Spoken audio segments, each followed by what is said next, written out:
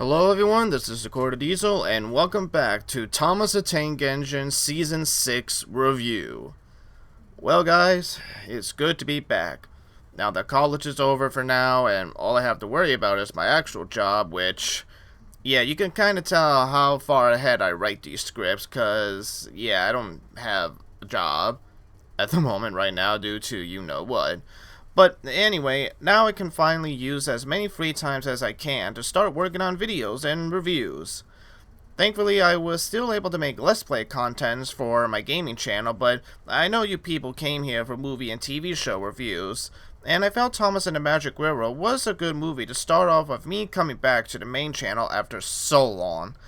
I want to thank each and every one of you lovely subscribers and viewers for waiting as long as you can to see more content from this channel. And I'm going to try and put more content out for you guys. I got other movies and shows lined up for review. I just don't know when they'll be coming out yet, but with all that said, let's get to what you people came here for. More Thomas. It's been almost 2 years since I've done Season 5 with my friend ToyBonnie, and we only have 2 more seasons left from the classic series before we move on to a new era for Thomas.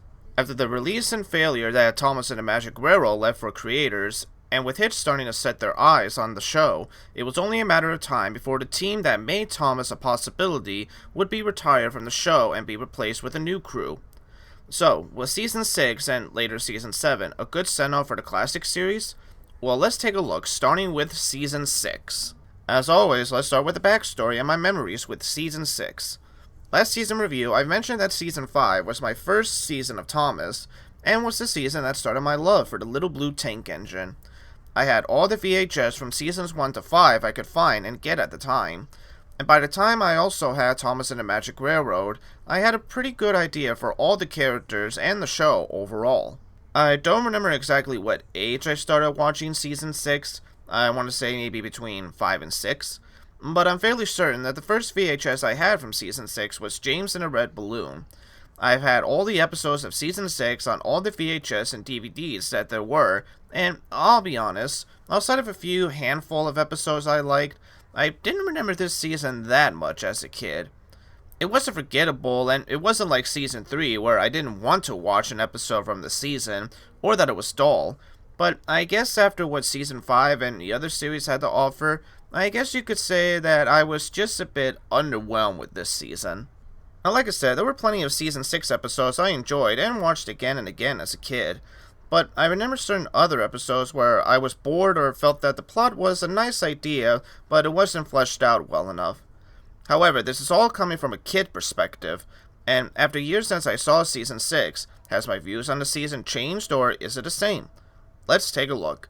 As always, let's start with a little trivia for this season. This was the first season to be filmed in a 16:9 widescreen aspect ratio, as opposed to the 4:3 full screen ratio used in the previous seasons.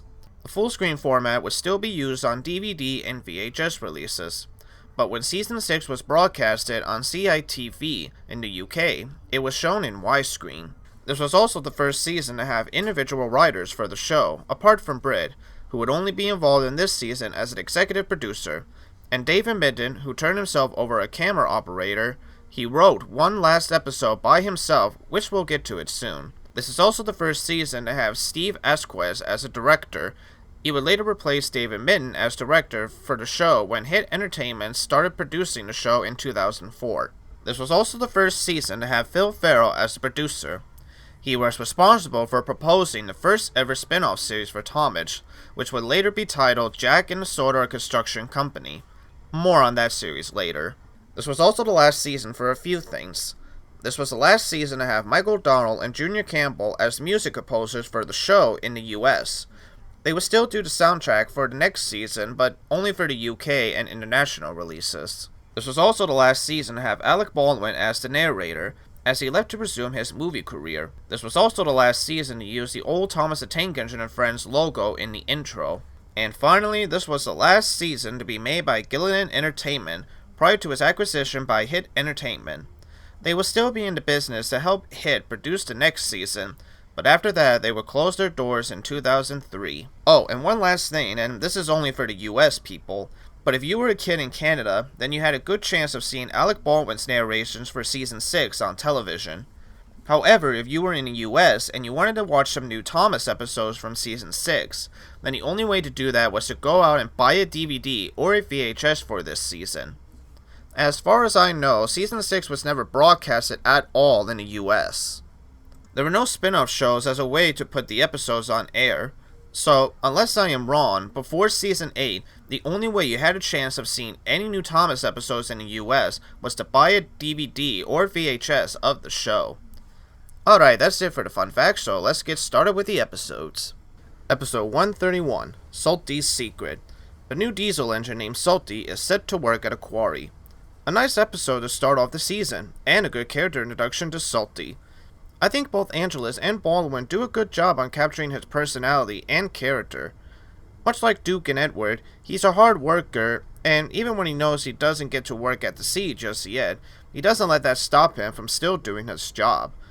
I also like how the writers give Salty a little more depth at the scene in which he feels homesick, and you feel happy for him once he gets to work at the sea, now after doing such a real good job. For the first episode of Season 6, and the first character introduction to Salty, I give this episode a 10 out of 10 for a great episode. Episode 132, Harvey to the Rescue. A new crane engine named Harvey arrives on Sodor. Another good episode, and another one with a good message. The classic, just because you're different doesn't mean you're not special message. And they pick a good engine to show that message.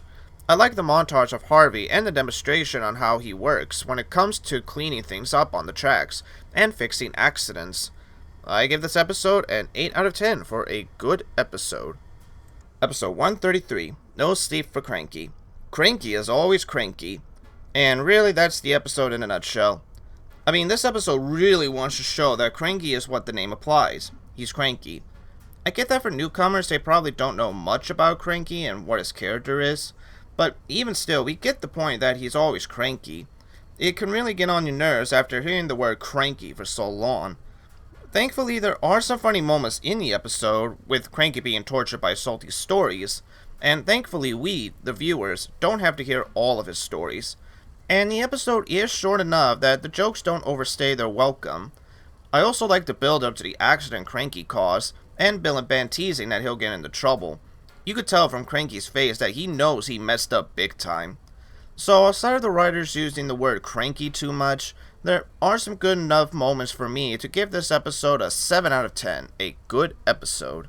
Episode 134, A Bad Day for Harold. Percy is jealous that Harold gets to deliver the mail. An interesting episode. It's a good episode that delves a little more into Percy and Harold's friendship, and also explains why Percy loves to pull the mail train. It is also nice to see the second plot from Thomas, Percy, and the mail train gets expanded upon in this episode. Also, this is the only episode that I know in which Harold himself has an accident, and again, I love the build up to it, like you know something is wrong. I don't have too much to say, but I give this episode a 7 out of 10 for a good episode. Episode 135, Elizabeth the Vintage Lorry. Thomas meets an old Lorry named Elizabeth, after he needs some new coupling rods. Meh, this was okay. Honestly, this was one of those episodes where I didn't care too much as a kid and always end up forgetting about it after I'm done watching it, and I still feel that way today. I do like the idea of how Sir Topham Hatt got Elizabeth and learned how bad of a driver he can be, as the fact of another car that we will see later in the show, and it was funny seeing him get owned by Elizabeth, and that's really all the positives I can say about this episode. It's not the worst, but it's rather boring and feels really rushed. Granted, if they made it into like a season 8 episode where it was 7 minutes rather than 4.5 minutes, it would still end up being boring anyway. So as such, I'm gonna give this episode a 5 out of 10, a meh episode. Episode 136, The Fogman. Sir Topham Hatt thinks that Cyril needs a rest and gets a foghorn machine to do the work for him. A nice episode with a good message that, while it is good to update certain things and ideas, doesn't always mean it will work or that you don't need the old way ever again. It's still a good idea to keep the old way in mind in case something goes wrong, like what happened with the foghorn. The fog also looks nice, and it wasn't too distracting on the episode overall. I can see ahead that this episode gets an 8 out of 10 for a good episode. Episode 137, Jack Jumps In. Thomas brings a front loader named Jack to work with the pack. So here are some fun facts with this episode and the next episode. This is the first episode in which Dave admitted is not the director for it. The directing is actually done by the assistant director, Stephen Asquith. And these two episodes serve as a plot of sorts for the Jack in the Pack series, which, yes, I will review them soon. Another fun fact is that in the US, so far only Michael Angelis is the narrator for this and the next episode, for reasons I'll explain in the next season. Basically, there was an Alec Baldwin narration for this episode. However, from what I understand, it was only released in Canada, and his narration for this episode wouldn't be released in the US until 2016, when the Season 6 was released on iTunes and Amazon Prime. That's actually crazy to think about. Anyway, as for the episode itself, it's a good introduction to Jack and his pack. I like the different voices Baldwin tries to give for the pack, although his Alfie voice is really something. It's a funny voice, but strange to say the least. It sounds like he's trying to do an imitation of Shaggy if he got kicked in the nuts. There's also a good message about jumping head in without thinking, and most of the time it's not a good thing to do. And it does lead to a cliffhanger wondering if Jack will stay or not. I'm going to jump and give this episode an 8 out of 10 for a good episode. Episode 138, A Friend in Need. Jack jumps in to save Thomas before falling under the damaged bridge. A nice follow-up to the last episode. We see Jack actually learning his lesson last episode, and he's trying to better himself and not being careless. I also like the suspense of Jack trying to save Thomas. It was a nice build-up, and this time Jack had a good reason to jump in. Sure, some could say that he was still careless, but he did save his friend, and I think anyone would understand why Jack did what he could. Of course, we can't forget the happy ending and Jack's award for saving Thomas. This fine episode gets a 9 out of 10 for a great episode. Episode 139, It's Only Snow. Thomas delivers a Christmas tree to the villagers on Toby's branch line. So after 2 seasons, technically 3 if you're from the US, we finally got another Christmas story from the show. First of all, I like the background music for this episode. It's nice and catchy and gets you in the mood for the holidays. I like the look of the snow and the colors this episode provides. Now, I understand a little why some people think the rock hitting the snowplow is a little unreal. I mean, it's not unreal that rocks could damage something like a snowplow altogether, but looking at the way Thomas hit it, it is a little far-fetched that it would break like that. But maybe I'm thinking too hard on that. Also, while I know the snow is not that deep, considering the engine's luck with the snow in the past without a snowplow, it's hard to imagine that it was that easy to reach the village without a snowplow. Still, these gripes are minor, and this jolly little episode gets an 8 out of 10 for a good episode. Episode 140, Twin Trouble. Donald and Douglas had an argument that led to them not speaking to each other for a while. A solid episode. It's interesting to learn more about the twins and how they make each other who they are, and what they're like when they're not working together. I like the updated music to their theme, and yeah, if you want to hear them in their Scottish voice, go for the Angeles version, as this episode to the US is known for Baldwin not even trying to give the twins a Scottish accent. Anyway, this episode I give an 8 out of 10 for a good episode. Yeah, I don't have too much to say on this one. Episode 141, The World's Strongest Engine. Diesel helps out at the docks while Henry is at the works for repairs. A simple episode. Once again, we get to hear Angelis' voice for Diesel, and it sounds just the same as he would voice him from Diesel Does It Again. Although, it does sound less nasally than it was last time, but maybe that's just me. Baldwin's voice for Diesel is almost how Brandon will voice him in the next season. But while Brandon's voice for Diesel would sound gruff-like, Baldwin's voice is a little more like his normal voice, but still gives it a bit of a gruffness to him. Both are fine voices for Diesel, and both did a great job with the trucks singing at Diesel, with the trucks being the biggest trolls in this episode. This almost feels like a Bugs Bunny short with how they get Diesel in this episode. It is actually real funny. Also, this is one of the few times in the US where they used the word trucks instead of freight cars. Anyway, this fun little episode will get an 8 out of 10 for a good episode. Episode 142, Scaredy Engines. Sir Topham Hatt sends Thomas, Percy, and Doug to work at the smelter's yard on Halloween night. This is a fun little Halloween episode, and this is also the first episode to take place on Halloween. I noticed in the UK, while there is some echo coming off from the engines and the workers in the smelter's yard, you can barely notice it. But in the US version, you really notice the echo in the smelters, and I think it has a good effect to this episode. Speaking of the UK, Angela seems to be a bit more over the top with this episode in terms of how he's reading his lines. Like he's just shouting them out, and while it can get annoying for some, for me, I just couldn't stop laughing because, again, it's a little over the top, and I get it. It's supposed to make the engines feel scared, and for some parts it works, but just shouting out their lines sometimes takes away the scariness this episode brings. But I will give him credit, it sounded like he did have some fun with this episode. I think Bowman's narration complements this episode and the setting, especially near the end where Thomas is left alone in the smelter's yard. You can really feel him getting nervous, and who can blame him? With the way the smelters look, with the colors and the camera angles they got, it does make the place feel unsettling. And I like the message it brings, and that it doesn't really matter how brave you are, even the bravest person can still get scared at the wrong place and at the wrong time. And it's okay to admit that you're scared. It's natural to feel that way sometimes. For a scary episode, I think this episode deserves a 9 out of 10 for a great, fun Halloween episode. Episode 143, Percy and the Haunted Mine. Percy gets scared whenever he passes an abandoned mine shaft because the buildings are sinking into the ground. Yeah, this episode was okay.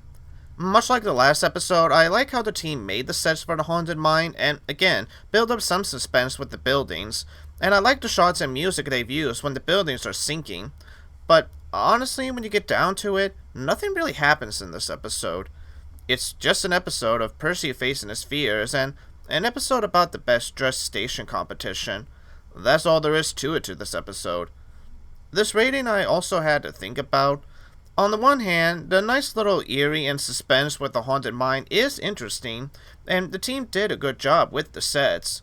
But if the haunted mine wasn't in this episode, this would be one of the most boring episodes in the show. And because the haunted mine isn't even really the main focus for that long, the episode is just there. So I feel that this is another meh episode, so I'm giving it a 5 out of 10.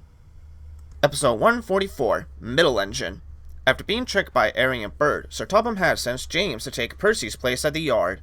Man, this episode really was a rush. I'm serious, I can't remember the last time I felt like an episode just flew on by. It felt like we were just at the beginning and then it immediately came to an end. On the one hand, I'm glad that the episode didn't drag, but on the other, it just felt like everything was given to me way too fast. But okay, how was the episode itself? It's fine. Nothing too terrible or too special. Angelus has done a good job narrating this episode. I like his voice he gives to Harry and Bert, and there were plenty of jokes in this episode that made me chuckle, such as the extra line he gave to Percy when he was about to be loaded onto the tipper. And I love the ending with James, it still gets me. Although I think it was unfair that Percy got the blame, when it was both Henry that backed onto the trucks that caused Percy to be pushed onto the tipper, and 2, he was being made the middle engine by Harry and Bert on purpose, so it wasn't like Percy did it himself on purpose. All in all, there are just enough good moments in this episode for me to give it a solid 6 out of 10 for a good episode. Episode 145, James and the Red Balloon. James worries that the red-hot air balloon will take over passenger duty. I like this episode. This is a wholesome one to me. It is a shame that we don't see the red balloon anymore in the series, but at the same time, it is what the episode says it is, a normal red balloon, with no face and doesn't talk. And honestly, thank God. I don't want to imagine where they would put a face on that thing if it were to come back. Anyway, we get the engines being paranoid about being replaced by something much cooler, only to find out that they were really worried over nothing. Well, mostly James and Thomas, because the other engines didn't seem to mind the red balloon. I like the music they give to the red balloon. It's sweet and relaxing, like you're floating with the balloon, and I like the shots they got with the balloon, especially the close-up shot where it was about to crash onto James. Which, by the way, Angelus did a decent job. He was actually more subtle in this scene than Baldwin, but they both did a fine job narrating this episode. Although I will admit, I don't think a balloon would rise up that quickly from James's hot air. But I'm not a scientist, so what do I know? Anyway, this was a favorite episode of mine as a kid, and it's still a really good episode, so 8 out of 10. Episode 146, Jack Frost. Percy and James are sent to deliver coal to the stations so the villagers will be kept warm. Another good episode. Again, I like the little suspense the episode plays while building up to the Jack Frost part. I like the shots the team has gotten from this episode, and I like the little icicle Percy model. I thought it looked good. Although, you want to talk about children getting freaked out? I think the station master would freak anyone out. What's up with his eyes? Lay off the coffee and go to bed early. Again, both Angelus and Baldwin did a good job narrating this episode. Although, you can tell that Baldwin was just reading the script from this episode, especially at this scene. Scary Jack Frost, cried James. Oh no, this was a fine one. Not my most favorite, but it had some good moments for me to give it a 7 out of 10. A good episode. Episode 147, Gordon Takes the Tumble. Gordon shows Salty on how an express engine pulls freight cars. This was a fine episode. Again, I like the build up to the crash, and the shots that got for the old branch line looks really good. Also, Gordon had it coming to him for ignoring the sign. I honestly don't have too much to say. We've seen these types of episodes before, both in the Railway series and past seasons of the show. Honestly, I'm going to give it a 6 out of 10 for a good, but not a great episode. Honestly, if the crash and the nice camera shots weren't in the episode, I probably would have given it a meh rating, but it's memorable enough to give it a low good episode. Episode 148, Percy's Chocolate Crunch. Percy tries not to get dirty while working. Now this is more like it. I like the idea of the story.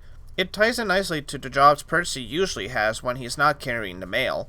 And, of course, the episode is memorable for the nice chocolate-covered Percy.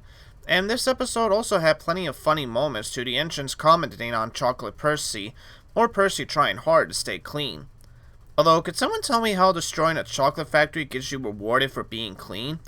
I know that Percy tried hard to stay clean, and he did a lot of odd jobs in this episode, but it seems he got off the hook pretty easily for damaging the chocolate factory.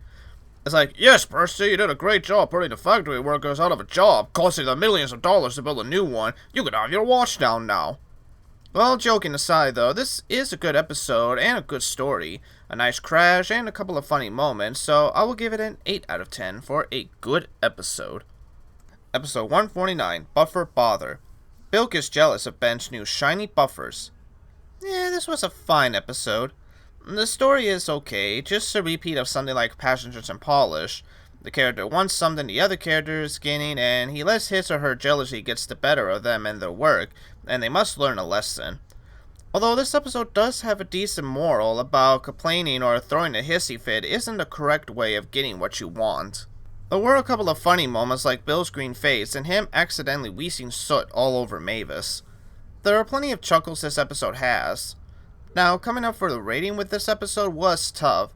Although there are some good moments, I can see some people finding this episode okay. Because again, the story is something we've heard before, and even with the funny moments, they are only long enough that I can see some people forgetting about this episode. What do I think? It was tough, but I think the funny moments and a nice moral was just enough for me to give this a 6 out of 10 for a low good episode. Although honestly, I can see why some people would find this episode okay. Episode 150, Toby Had a Little Lamb. Toby helps Farmer McColl to bring him a vet for his sheep that is about to give birth. Another episode centered around Toby, and this one was a great one. I loved the bad atmosphere the team had with the snow, making it believable that it's bad out there, and I like how you're rooting for Toby to help the sheep. The music was perfect for this episode, making you wonder, will Toby save the day? And the camera angles and directing for this episode was just wonderful. I think this episode was born with a 10 out of 10 for a great episode. Episode 151, Thomas, Percy, and the Squeak. Alicia Body is coming to Sodor, and Sir Topham Hatt asks Thomas to pick her up. This was a fine episode. Nothing special. We've seen this type of plot before with Thomas and Percy, so we know what's going to happen in the end. Angelus's narrating was okay. Nothing too special, and I like his Alicia Body accent, although I think Baldwin does it better, and I like to joke with her screaming and breaking some windows. Also, I was not expecting Gordon to say peasant to Percy in the UK version. That actually got a chuckle out of me when I first heard it. Overall, this episode is fine, and it's a screaming 7 out of 10 for a good episode. Episode 152, Thomas the Jet Engine. Thomas is taxed to bring the jet engine from the docks. This is a fun episode. It's another episode that takes something simple and has fun with it. We get the William Tell overtune runaway theme from Busy Going Backwards, and it's still a fun soundtrack for this episode. I like the speed up effects they did for Thomas, and you could tell that both Baldwin and Angelus were having fun recording Thomas's excitement from the jet engine. This is another episode that's just fun to watch if you want to watch something to cheer you up, and it has a lot of good jokes that I give this fun episode a 9 out of 10 for a great episode. Episode 153, Edward the Very Useful Engine. The big engines believe Edward should be retired. So this is the last and only episode David Min wrote all by himself, without the assistance of an individual writer. So how did he do in this story? Pretty well. I like that we get to see Edward being the back engine, a nice little reference to the first story from the Railway series where he was the back engine for Gordon. The story is simple, although it doesn't really focus on Edward as much as it does with Gordon, but I think that's a good thing, and I like that it still plays into Edward's age and how long he's been on Sodor, and I like the updated version on his theme song. Anyway, this episode is really a fine one, enough for me to give it an 8 out of 10 for a good episode. Episode 154, Dunkin Duncan. Duncan wants to get back to the junction, but his impatience at the incline is making him cause accidents. Again, it's the same kind of plot we've seen before, Duncan being impatient and not listening to orders, and he gets in trouble for it. I like the look of the quarry and some of the shots the teams got for the episodes. I also like the build up to the accident, and the accident was really well filmed. I still get a little chuckle from Duncan being in the muddy water. I think both Angelus and Baldwin do a good job voicing Duncan.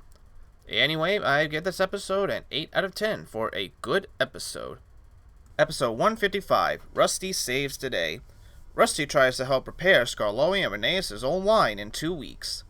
This episode was alright, although this episode makes it seem like Peter, Sam, and Duncan don't exist. I mean, I know other engines have their own jobs, but so much for Duncan trying to improve himself after the last episode, and we see Peter Sam in the background helping out. Surely he can work in the quarry for a while before Rusty gets back. But maybe I'm thinking too deep into this. The story is fine. I like the idea of Scarlowy and Rheneas' line being closed because it's getting so bad to the point where it's not safe anymore. And I like the atmosphere and the music this episode offers. It's pretty good. It's also nice that we get to see Rusty doing his original job from Season 4, helping to clean out the railway, and I like the role Elizabeth plays in this episode. Outside of some little flaws, this episode is a fine episode, fine enough for me to give it a 6 out of 10 for a good episode. Episode 156, Faulty Whistles. Duncan loses his whistle after using it too much. Last episode to end off Season 6, and they picked a good one to end it off. It's also interesting that this story is an adaptation of Mike's whistle before we get an actual adaptation of that episode later on. Whether that was on purpose or not, we cannot prove, but it is a nice little notice. If it was on purpose, then the writer picked a good character to be Mike in this episode. It's a simple story, and as far as simple stories go, it's a good one. I like the animation with the headmaster and the sound effect with the organ. I like how it's used as a whistle. It was a clever way to use the organ. Speaking of which, the music is good in this episode, and I love the scenery and shots we get for this episode. It's a shame we don't get to explore the other side of the Scarlowy Railway for too long. Anyway, as the last episode to end of the season, I would give this wonderful piece a 10 out of 10 for a great episode. And that was every episode of Season 6 reviewed. Alright, let's take a look at the episode counter. Season 6 had 24 good episodes, 2 meh episodes, and no bad episodes. So comparing it to the last 2 seasons, especially Season 5, Season 6 has improved itself with how many good episodes there are versus the weak ones. Although, to be honest, in terms of how memorable the episodes are, I think Season 5 still had more memorable episodes, but again, it could just be because I grew up with Season 5 more than 6. But in terms of how the stories were structured, I think Season 6 did a better job. Speaking of better, here are my top 5 episodes for Season 6. Number 5, Faulty Whistles. It was close between this and Thomas and the Jet Engine, but I picked this because I like the organ sound effect, and just for a more calming and simple episode it offers. Number 4, James and the Red Balloon. Again, I like it for the simple story, from really good shots with the balloon, and some great music to go along. It's no wonder it got turned into a song in the next season. Number 3, Toby Had a Little Lamb. I like the action feel this episode brings, and the shots they got really helped the tone with this episode. Plus, I think it's just a sweet episode overall. Number 2, Scaredy Engines. A good Halloween theme episode with some good effects and a proper atmosphere with the smelters and the good message it has. And number 1, Salty's Secret. This is a good way to start off the season, and a good way to introduce a new character without saying too much about the character itself. Now let's talk a little bit about the directing. The best way I could describe the coloring for this season is that some of the episodes feel like they have a bit of Seasons 2 dark lighting, some have a mix between with Seasons 1 light gray coloring, and for other episodes, it feels like they have what Season 3 was, where the models and the stations look good, and it has more color for the lighting, but it's not too bright, if that makes any sense. It's an interesting color choice that I can't explain very well, but I feel like it worked for the most part. I think it does a good job on capturing the sort of theme the team was going for with this season. And I've mentioned for certain episodes like Scaredy Engine and Toby Had a Little Lamb, the lighting and camera shots work wonders for those episodes, and there are a couple of episodes where they take advantage of the camera, so I say the directing is good in this season. Now let's talk about the music for this season. Honestly, in terms of the new soundtrack Michael Jr. has made for this season, it's good, but it does feel a little... what's the word I'm looking for? Lacking, I guess? I mean, compared to the last seasons, there's not really much that is different or that memorable compared to what we've heard from them before. I don't know, it just seems like the soundtrack doesn't really stand out that well in this season. I mean, don't get me wrong, there are some themes in this season, like Harvey's and Salty's theme, that are really good, but compared to other engines' theme throughout the show, you don't get to hear it that often or at all, so it doesn't leave as much as a memorable impression as the other engines' themes does. But I will say, the music videos for this season are some of the best ones I've heard from Mike and Jr. There isn't a song in here that I felt was bland or not catchy. They have a very different style, and each of them were good and memorable. I love the jazz remix for James's theme for James the Really Splendid Engine, and I love the upbeat for Down by the Docks. While the soundtracks themselves may be a little forgettable for some, overall Mike and Jr. still did a good job for the music for Season 6. Alright, now for the big ones. The ones you guys want to know my biggest opinion about. What did I think about Angelus and Baldwin's narration for this season? Now, before I start, I want to say that yes, I know about Angelus's recent death by the time I was working on this season, and while it's a shame that we lost a good narrator, I want to make it clear that just because he passed away doesn't mean I'm going to go easy on him. But thankfully, I don't have to be too harsh either, because he did a fine job for this season. Now, he still has that same gripe I had where some cases he's still just shouting out his lines in almost every sentence. But there were plenty of episodes where he'd made them sound lively and fun, and I like his voice for Salty and Duncan. I don't have too much to say. It's the same impression I had from him before. Not bad, but honestly still not my most favorite narrators out there. But again, no disrespect for him, and may he rest in peace. Now, Alec Baldwin, on the other hand, oh boy, let's talk about him and his performance. So, in my really old and honestly bad video I did on the classic Thomas era, I mentioned that Baldwin sounded more bored and uninterested in the show compared to Season 5. Now, after watching Season 5 and watching this season, honestly, there's not too much difference in terms of his tone of voice and his enthusiasm with this season. Don't get me wrong, it does sound like for some episodes he's not even trying. Like in some episodes he'll give an engine his own normal voice, and in other episodes he'll give him a different voice. And I'll admit, there are some episodes where you can kind of tell he is not in the mood to record for Thomas. But still, there are a couple of episodes where he does sound like he's having fun, and he makes the episodes enjoyable to watch, such as Thomas in the Jet Engine, Scaredy Engines, and his Salty's voice. He still gets different voices for the engines, even if the voice for one engine was different from the last season. Still, while it's true he should have done better with this season, it is still far from the worst, and at least he wasn't a total bore throughout the whole season. Both of these narrators get a pass for me. Now, what did I think of Season 6 of Thomas and Friends? You know, it's interesting, but while I was watching this season, I was talking with ToyBonnie, and we both agreed that this season was like a reboot for the show. Compared to Season 5, this season had a lot more calm episodes and less crashes. It focused more on characters and less on action, and that's not a bad thing. Considering how poorly Thomas and the Magic Railroad did, and what Britt and David were able to create in the last 5 seasons, it felt the team wanted to take a step back and go back to the basics, and they did a good job. You don't always need crashes or runaways or even grand pack action stuff to make an episode or season good. Just having a season take its time and make fun, simple episodes is all you need if done right.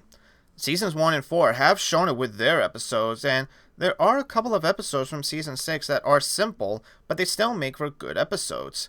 I think they made the right call here. Now, I can see some Thomas fans finding this season a little boring, especially if you grew up with the past seasons before this that had more action to it. You might find this season a bit disappointing. But if you come to this season with a fresh, open mind, you'll quite like it. With all the good episodes and even the weak episodes, they still had some good moments that still made some parts memorable. And with that, I think it's fair to give this season a fresh 8 out of 10 for a good season. Alrighty folks, we are getting really close to finishing up the classic series of Thomas and Friends. Just one more season left, and then we're on to a new era of Thomas and Friends. The era that actually made me stop watching Thomas for a while, but we'll get to that when we get to that, and I'll explain why I stopped watching Thomas for a little bit. But anyway, I want to thank each and every one of you for waiting so patiently for this season to come out. I know some of you probably hope that this season will come out faster than expected, but again, life got in the way and all that stuff. So hopefully season 7 won't take too long to make. But even still, like I said, this year I am going to try to post more movie and TV show reviews if I can and such. And speaking of those, if you guys do have any movie or TV shows you want me to review, you can always list them in the comments or on my Facebook page. And don't forget, if you guys did enjoy this review of Season 6 of Thomas and Friends, hit that like button and hit that subscribe button for more movie and TV show reviews. Also, I just want to make an announcement that I have a Patreon now.